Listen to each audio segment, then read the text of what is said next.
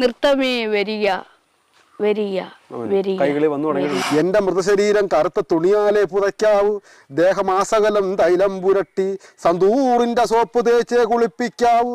ദാനം ചെയ്യുവാൻ ഓജസ്സുള്ള അവയവങ്ങളൊന്നുമില്ലെനിക്ക്, മുഖത്ത് യാതൊരുവിധ സൗന്ദര്യചായമോ പൊടികളോ പൂശരുത്.